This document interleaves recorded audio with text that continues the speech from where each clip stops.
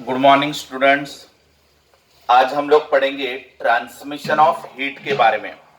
बेटा, heat transfer बहुत ही important topic है।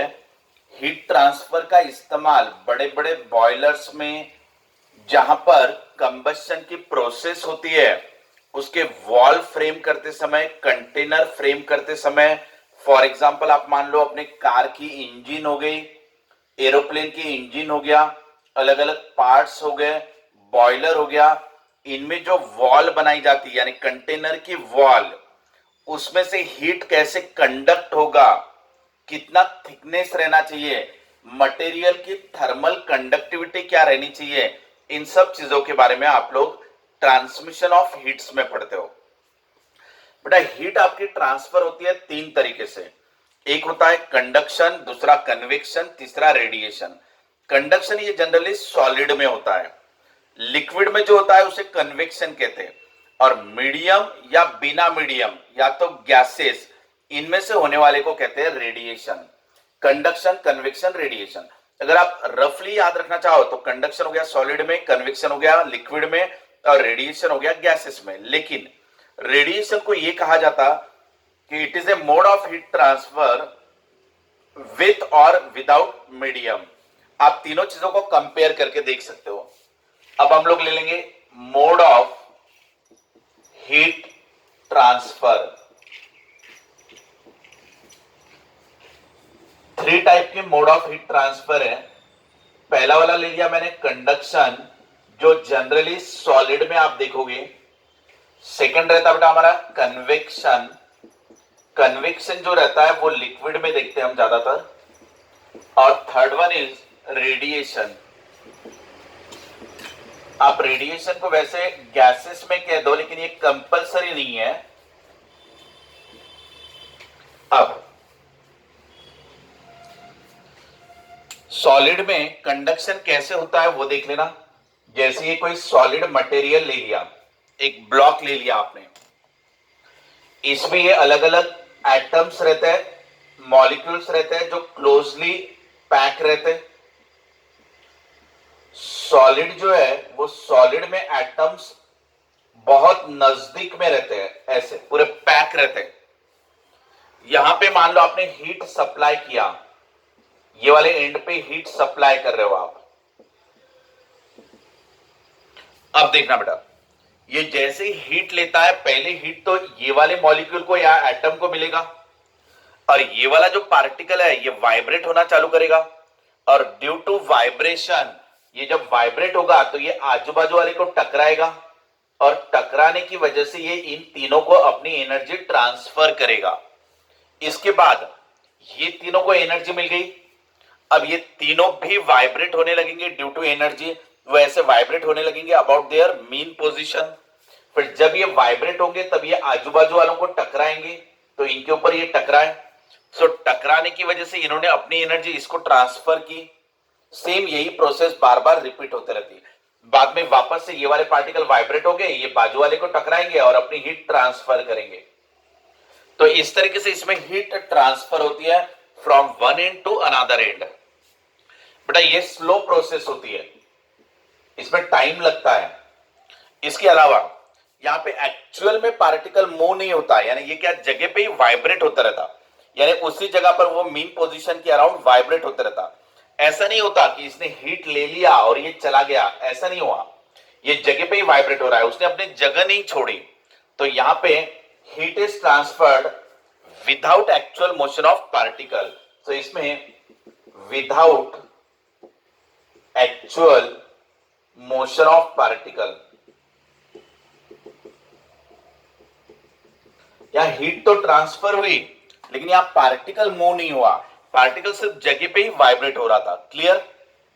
इस टाइप के हीट ट्रांसफर को कहते हैं कंडक्शन।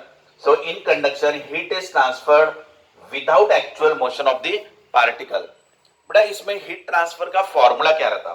तो इसमें हीट ट्रांसफर का फॉर्मूला रहता है dq by dt equal to ka dt by dx। इसका मीनिंग हम लोग थोड़ी देर बाद पढ़ेंगे, ठीक है? फिलहाल में हम लोग फार्मूला लिख रहे हैं, थोड़ी देर बाद उसको डिटेल में पढ़ेंगे। सेकंड हमारा बेटा कन्वेक्शन। कन्वेक्शन ज्यादातर लिक्विड में होता है। ये मीडियम स्पीड का प्रोसेस है। इसमें जैसे ये कंटेनर ले लिया, ये कंटेनर में आपने वाटर ले लिया, लिक्विड, और इसको आप हीट सप्लाई कर रहे हो फ्रॉम द बॉटम।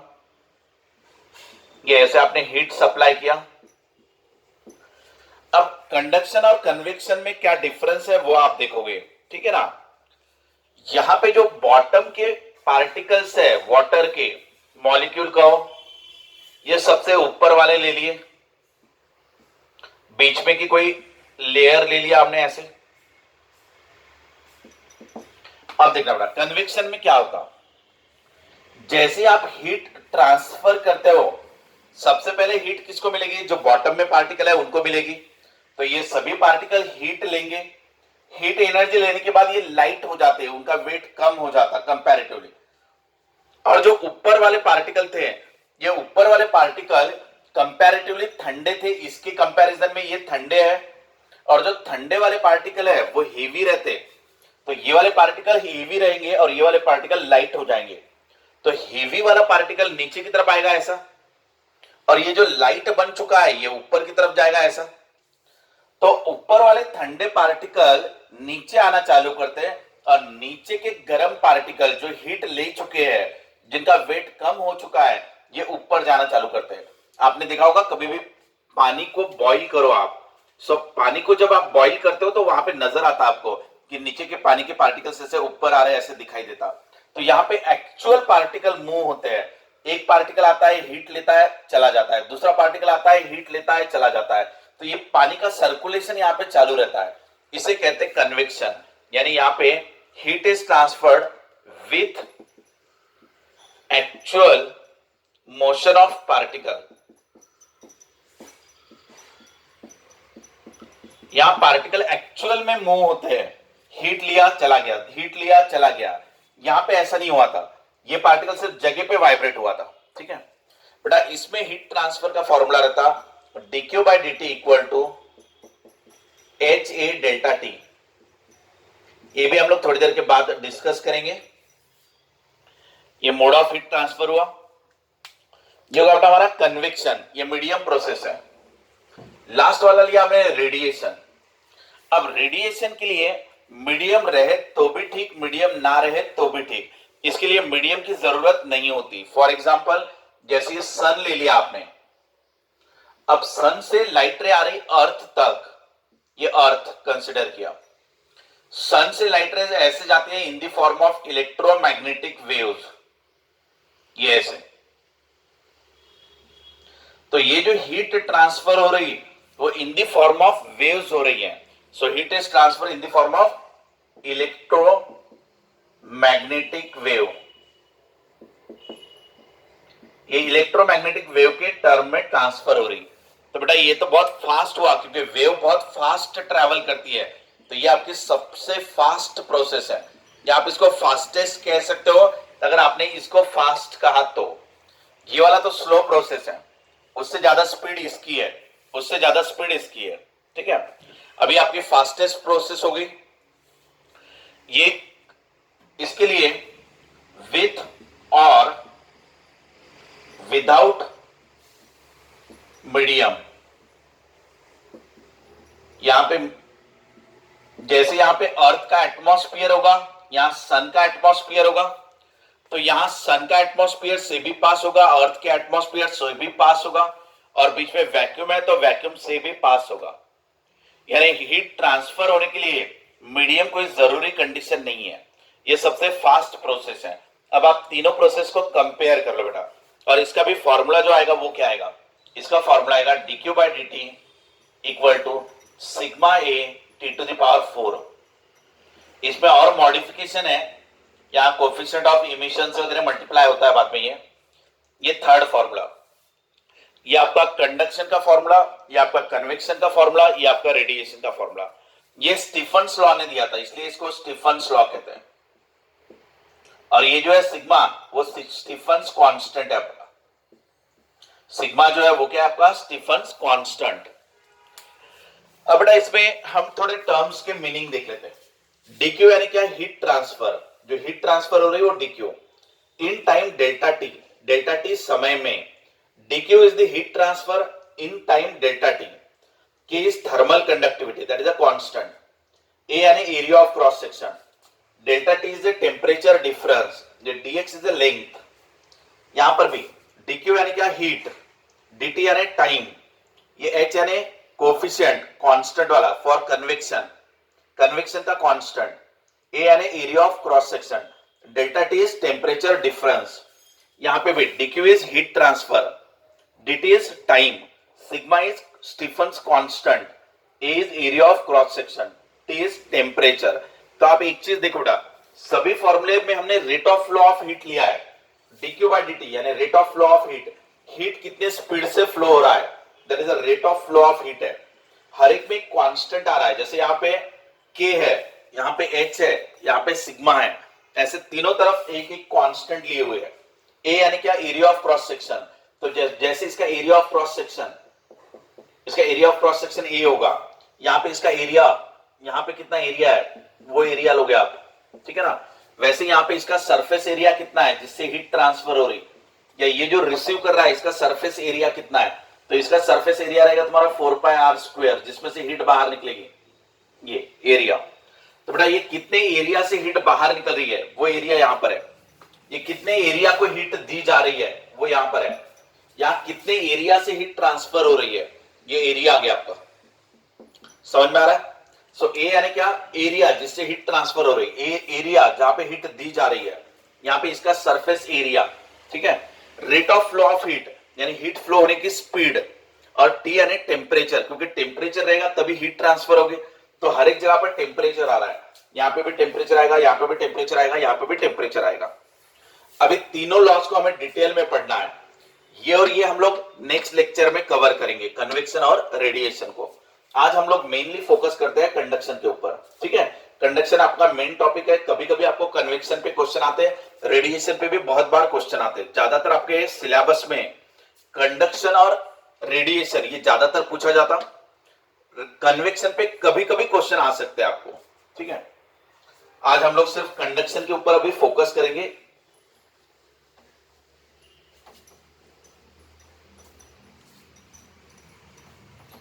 ये जो हमने कंपैरिजन किया है इसके ऊपर आपके ऑब्जेक्टिव क्वेश्चन बनेंगे, इसमें आराम से आप लोग 10 ऑब्जेक्टिव क्वेश्चन फ्रेम कर सकते हो।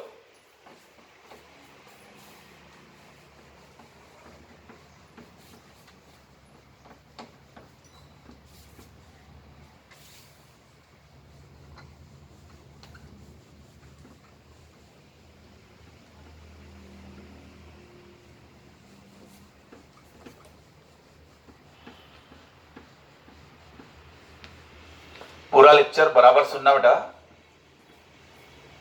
अब हम लोग फोकस कर रहे थे किसके ऊपर, कंडक्शन पे। ये एक रीजन ले लिया मैंने, इसको हाई टेम्परेचर रीजन कह दिया, यहां का टेम्परेचर हाई है, TH लिख दिया इसको।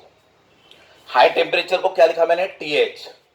फॉर एग्जाम्पल 80 डिग्री सेल्सियस मान लेते हैं, ठीक है ना। यहां पे एक रॉड कनेक्ट कर दिया, ये ऐसे।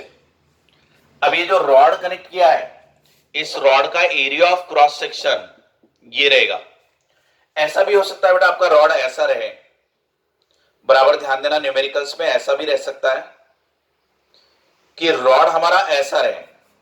तो इस समय अगर आप हीट ट्रांसफर लोगे तो हीट यहां से ट्रांसफर होगा, जैसे यहां पे हीट ट्रांसफर इसमें से होने वाला है, ये से। तो यहां पे अगर आपको एरिया ऑफ क्रॉस सेक्शन लेना है तो area of cross section πr² आ जाएगा। आप हमेशा याद रखना, या तो πr² या तो πd²/4, इनमें से कोई एक ले लो। πr² यानी इन टर्म्स ऑफ रेडियस, और ये हो गया in terms of diameter, πd²/4। अगर ऐसा रॉड दिया जाता जिसमें ये L है और ये B है, तो आप एरिया ऑफ क्रॉस सेक्शन इससे लेते हैं, तो एरिया ऑफ क्रॉस सेक्शन आपका कितना आ गया होता है, L × B। अगर बेटा इसी रॉड में यहां से हीट ट्रांसफर हो रहा होता, अगर ये हाई टेम्परेचर और ये लो टेम्परेचर रीजन रहा होता, अब हीट अगर ऐसा ट्रांसफर करो तो ये B हो गया और ये मान लेते N है, साइड की लेंथ N, इसकी लेंथ N ले लिया, इसकी लेंथ B ले लिया। तो अगर हीट ऐसे ट्रांसफर हो रही तो एरिया मेरा ये वाला बनेगा। सो इस केस में मेरा एरिया जो बनेगा वो n इंटू बी बनेगा, n इंटू बी। इस तरीके से आपको लेते आना चाहिए। अगर ये मान लो स्क्वायर वाला रहा एरिया ऑफ क्रॉस सेक्शन, अगर ये L है ये L है, दोनों की लेंथ इक्वल है, तो ये स्क्वायर हो गया एरिया ऑफ क्रॉस सेक्शन, तो आपका एरिया क्या आ जाएगा L स्क्वायर, ये ऐसे। तो इस तरीके से आपको एरिया ऑफ क्रॉस सेक्शन लेते आना चाहिए। अगर ये वाला B रहा L और ये B है और हीट ऐसा ट्रांसफर हुआ तो एरिया क्या लोगे आप L इंटू बी, क्योंकि ये L हो गया और ये B हो गया, ये वाला एरिया लोगे। अगर यहां से हीट ट्रांसफर हो रहा होगा तो एरिया ये वाला ले लोगे, यानी L का स्क्वायर। इस तरीके से आपको एरिया लेना है। Next, area of cross section कौन सा लेना है, यह अभी आपको क्लियर है।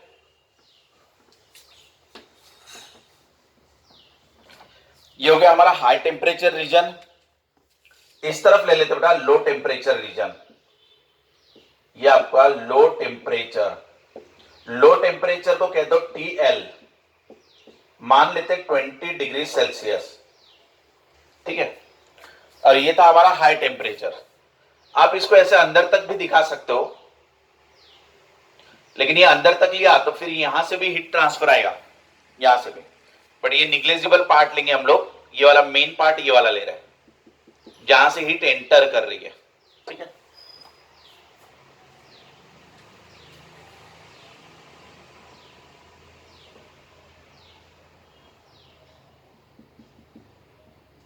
अब बेटा, अब हमारा फॉर्मूला क्या है, उसमें ये जो रॉड की लेंथ है, वो रॉड की लेंथ को हम लोगों ने dx लिखा था। तो अगर स्मॉल एलिमेंट की लेंथ लेना है तो आप dx ले सकते हो। अगर आपको किताबों में या न्यूमेरिकल्स में L गिवन है तो आप L भी ले सकते हो। सो आपका L कहो या dx कहो, दोनों का एक ही मतलब है, यानी वो आपका लेंथ ऑफ रॉड रहेगा। लेंथ ऑफ रॉड, ये क्या है बेटा आपका area of cross section, area of cross section. अब इसमें इस रॉड की जो थर्मल कंडक्टिविटी है उसको K कह दिया, K यानी कांस्टेंट, यानी कांस्टेंट यानी क्या थर्मल कंडक्टिविटी, थर्मल कंडक्टिविटी। अब ये थर्मल कंडक्टिविटी क्या रहता है बेटा, ये अलग अलग मटेरियल के लिए अलग अलग रहता है। जैसे अगर मान लो मैंने वुडन ब्लॉक ले लिया होता तो वुडन ब्लॉक में से हीट फ्लो ही नहीं होगी। अगर मैंने स्टील ले लिया तो स्टील कुछ पैमाने पे हीट फ्लो कराएगा। मान लो कॉपर रहा तो कॉपर की हीट फ्लो करने की एबिलिटी कुछ अलग रहेगी। कॉपर रहा, स्टील रहा, ब्रास रहा, आप अगर अलग अलग मटेरियल ले रहे हो तो अलग अलग मटेरियल अलग अलग स्पीड से हीट को फ्लो कराता। भले ही बाद में वो पूरा हीट फ्लो कराएगा लेकिन उसके लिए काफी समय लेगा। अगर कोई स्टील रहा तो वो अलग समय में हीट ट्रांसफर करेगा, कॉपर रहा, ब्रास रहा तो वो अलग अलग समय लेगा हीट ट्रांसफर के लिए।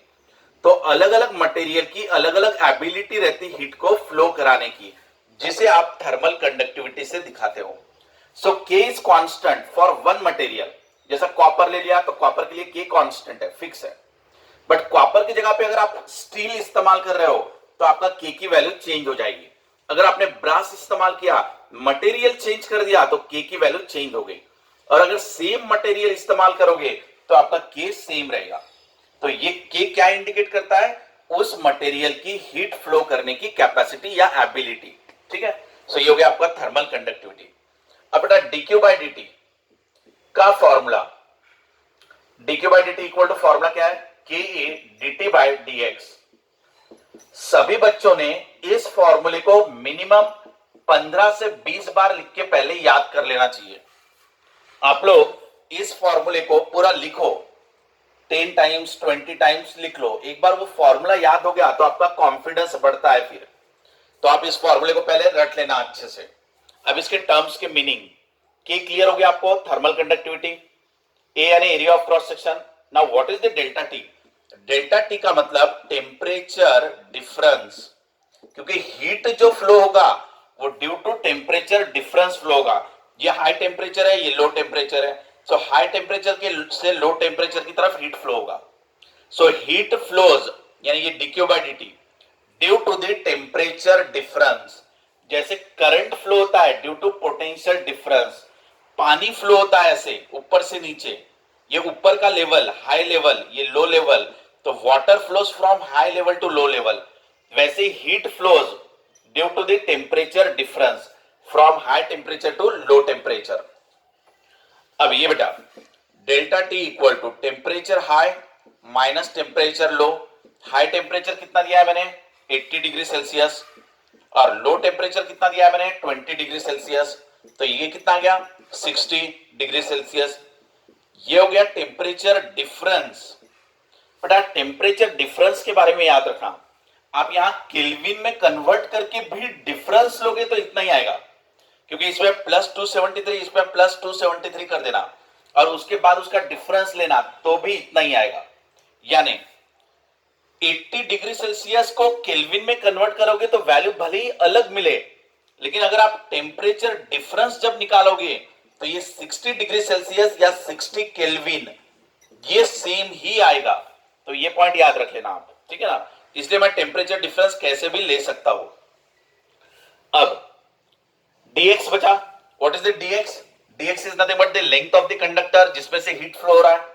अगर ऐसा हीट फ्लो हो रहा है बेटा तो ये लेंथ हो गया। अगर बाय चांस ऐसे हीट फ्लो वाला क्वेश्चन होता तो फिर ये लेंथ हुआ होता। अगर हमने ये रॉड लिया, जैसे ये वाले रॉड के केस में देख लो,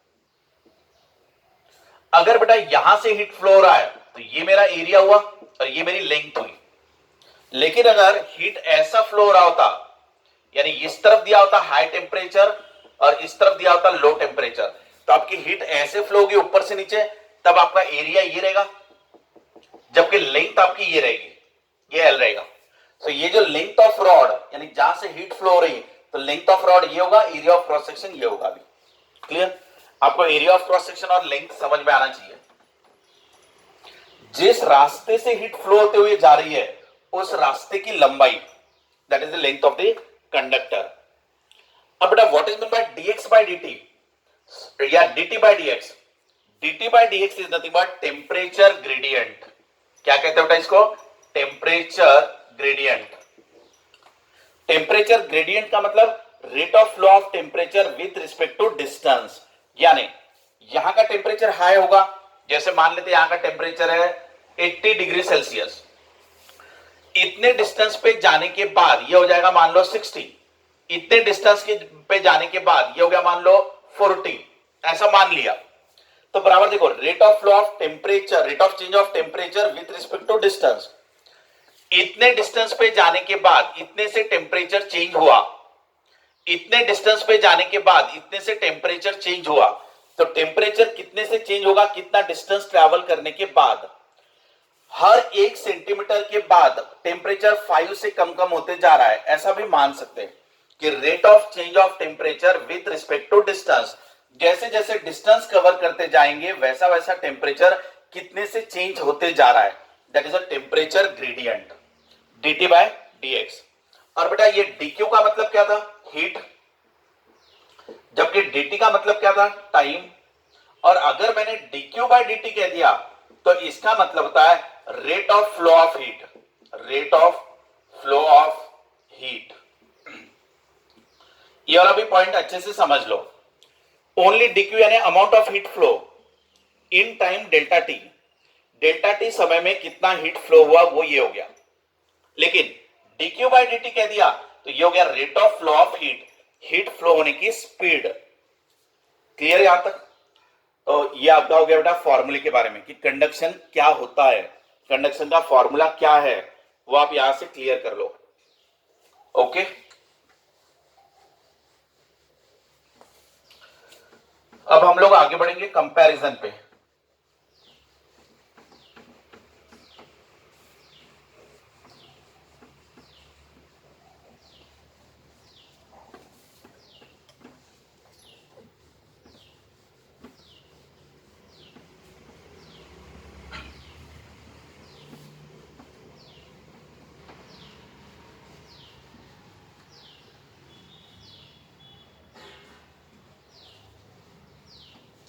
अब देखो बेटा नेक्स्ट पॉइंट, जैसे मान लो मैंने चार्ज का फ्लो लिया, चार्ज फ्लो, ठीक है ना, तो यहां पे हीट का फ्लो लूंगा मैं, हीट का फ्लो। ठीक है ना। एक तरफ हमने क्या लिखा, चार्ज कैसे फ्लो हो रहा है वो, एक तरफ लिया हमने हीट फ्लो। अब पॉइंट नंबर 1, हम लोग rate of flow of charge, इसे क्या कहते हैं बेटा, current. Rate of flow of charge यानी करंट, इसको आई लिख लो। यानी करंट जो रहता है हमारा वो dq बाई dt रहता। Rate of flow of charge यानी करंट। वैसे सेम उसी तरीके से rate of flow of heat, rate of flow of heat, इसे भी आप करंट कहोगे, हीट करंट।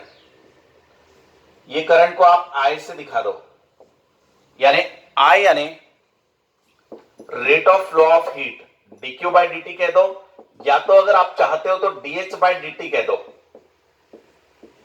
h के लिए हीट या q का मतलब भी हीट, कुछ किताबों में h दिया जाएगा rate of flow of heat, या तो q को आप हीट कह दो, दोनों में से कोई एक इस्तेमाल करो आप। So rate of flow of charge यानी करंट, तो ये इलेक्ट्रिकल हो गया और ये थर्मोडायनेमिक्स हो गया, ये थर्मल कंडक्शन हो गया, ये आपका इलेक्ट्रिकल कंडक्शन हो गया। इसे मैं कह दूंगा इलेक्ट्रिक कंडक्शन, ये हो गया मेरा थर्मल कंडक्शन।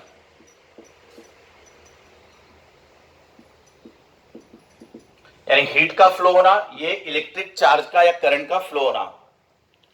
बेटा इसमें रेजिस्टेंस का फॉर्मूला, रेजिस्टेंस का formula R equal to rho L upon A रहता, आपको पता ही है।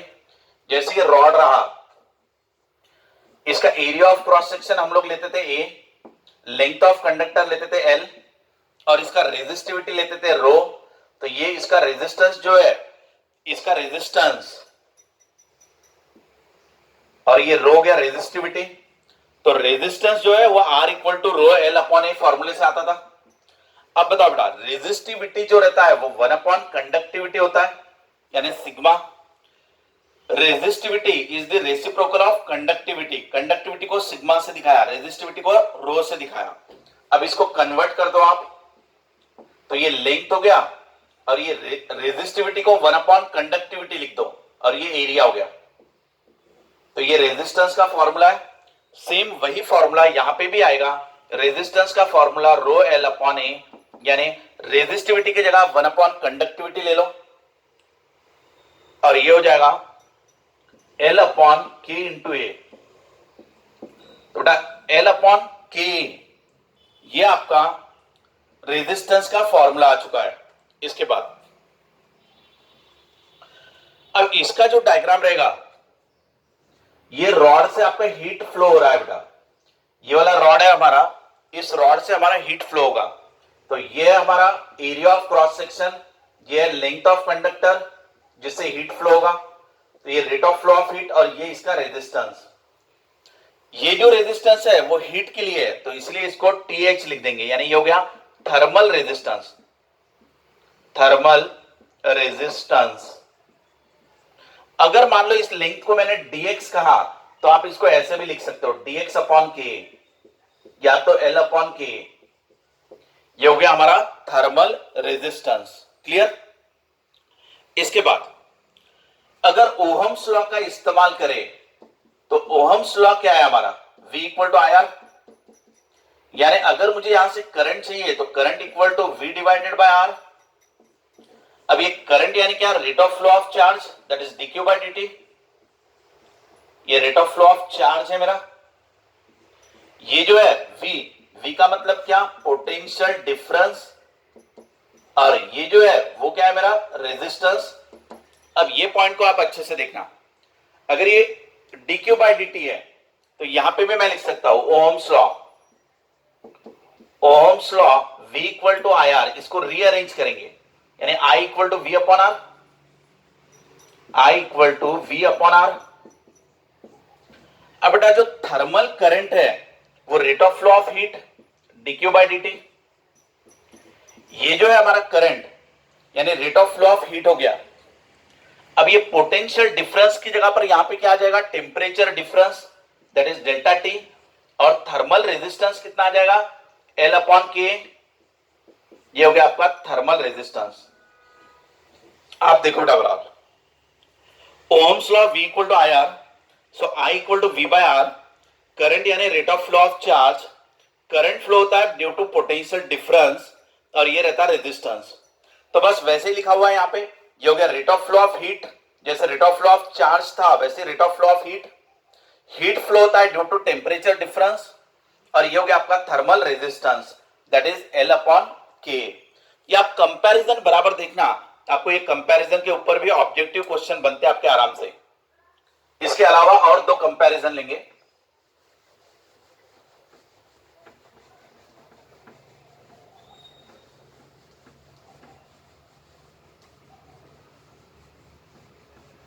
अब अगर हमारे दो रॉड ऐसे कनेक्टेड है, तो ये दो रॉड अगर ऐसे कनेक्टेड है और इसको बैटरी का पोटेंशियल डिफरेंस लगा दिया V1, यहां पे V2, और डिफरेंस हो गया तुम्हारा V, इसका पोटेंशियल डिफरेंस मान लेते V, ये ऐसा। So due to potential difference current flows, तो बेटा ये आपका सीरीज कॉम्बिनेशन है, ये वाला रेजिस्टेंस हो गया R1, इसका रेजिस्टेंस हो गया R2, ये R1 हो गया, ये R2 हो गया। तो अगर सीरीज कनेक्टेड है, सो सीरीज कॉम्बिनेशन में R इक्वल टू कितना होता है, R1 प्लस R2, ये आपका सीरीज में होता है। और वैसे ही अगर दो रेजिस्टेंस को आप पैरेलल में लगा लेते हो, ये ऐसे, यहां का पोटेंशियल ले लिया V1, यहां का पोटेंशियल ले लिया V2, यानी V1 माइनस V2 करोगे तो पोटेंशियल डिफरेंस आएगा, यानी V1 माइनस V2। यहां पे आपका करंट आके करंट डिवाइड हो जाता, तो ये पैरेलल कॉम्बिनेशन कहलाता। और पैरेलल कॉम्बिनेशन में 1 by R equal to 1 by R1 plus 1 by R2 लेते हो आप। सेम इसी तरीके से आपका यहां पर भी होगा, सेम वही कंसेप्ट यहां पे भी अप्लाई होगा।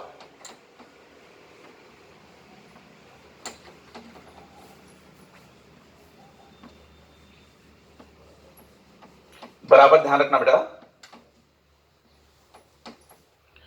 अब हमारा यह है मान लो हाई टेम्परेचर रीजन, यह मान लेते लो टेम्परेचर रीजन, यहां से यहां तक एक रॉड कनेक्ट किया और इसके आगे दूसरा रॉड कनेक्ट किया, ये ऐसे, ठीक है। ये मान लेते कॉपर का लिया, ये हमने स्टील का इस्तेमाल किया, ठीक है। इनकी थर्मल कंडक्टिविटी अलग अलग रहेगी, इसका भी थर्मल रेजिस्टेंस रहेगा, इसका भी थर्मल रेजिस्टेंस रहेगा। ये हो गया हमारा सीरीज कॉम्बिनेशन। तो बेटा सीरीज कॉम्बिनेशन में R equal to R1 plus R2 करोगे आप, और ये रेजिस्टेंस का फॉर्मूला क्या था, L अपॉन के, ये 1 के लिए ले लेना, प्लस L अपॉन के, ये आप 2 के लिए ले लेना। ये हो गया आपका सीरीज कॉम्बिनेशन।